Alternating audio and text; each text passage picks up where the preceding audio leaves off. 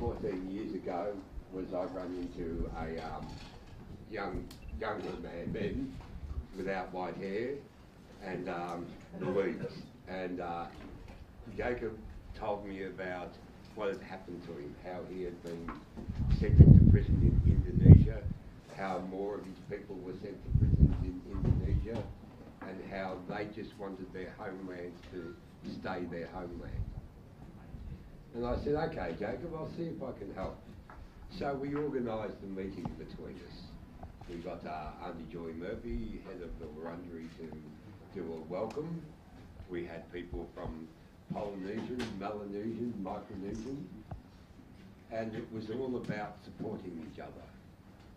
And I told them the experience here, that we were from various tribes with various languages, and we weren't able to communicate with each other. And so we are still struggling today to get the recognition that we feel is ours. And I was very important to remember that you must learn to work together. You must learn to use a language you can all understand to be together. But their trick is to say, oh, but they're different from you, and use that against you.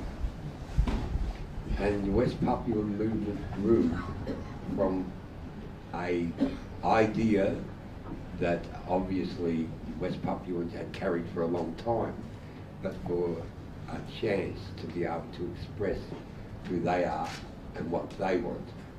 All they want is the right to practice their cultures, their traditions, their languages, and have control of their own destinies. It's not much different from a lot of people who have moved here from other countries because that's what they wanted. Only they wanted more. They wanted their homeland returned. And it was a really good thing. And gradually this idea of the Federation of West Papua came together.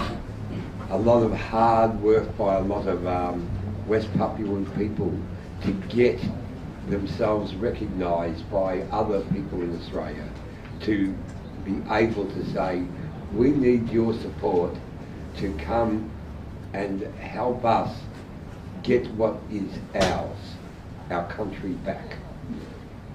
Unfortunately, Australian governments are too tied to Indonesia, and it's up to us as Australians to change the government's mind by us saying, yes, we accept that West Papuan are a people, are a country, are a nation, and they deserve the rights of every other nation that we claim to be friends with. They deserve our support, but they have the right to move around like you can in Australia in freedom. They have deserved that. I know that's not a welcome, but this is just our history together. Because for Jacob, Louise, for all of the people over here and around, their whole thing is we're not here trying to declare war, we're just trying to declare, give us back our home. At the moment, I'm going through a process that's called native title, which, by the way, never works, but that's another story. However, the whole thing is, it's about people having the right to be who they are. Now, I'm also a member of a tribe called the Tanarong, and we are the related tribes of the Wurundjeri Woi-wurrung.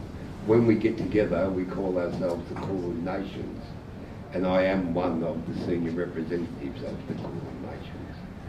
I very rarely am seen as a figure out there on TV or radio, because I see the job is to help people so that they don't have, us as 5 collectives can get together, but we can support other people who they don't have to go through what we did. We lost a lot, but we gained some.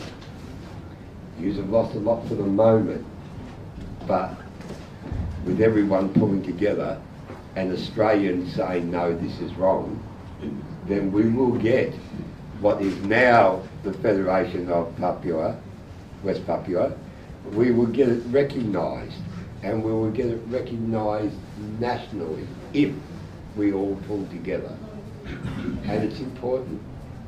For the struggle started many years before me. It started when Indonesia invaded. It started many years before I knew. And West Papuans have known this all their lives.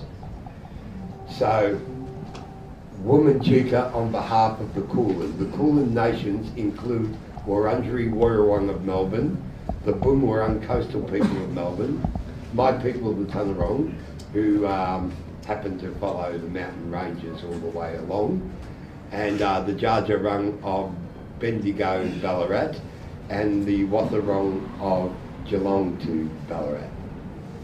We collectively make up 1/3 of Victoria, and collectively I can speak on their behalf.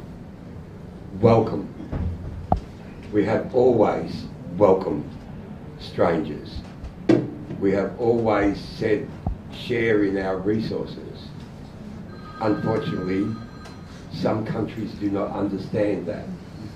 West Papuans welcome strangers and said, yes, you can share in our resources.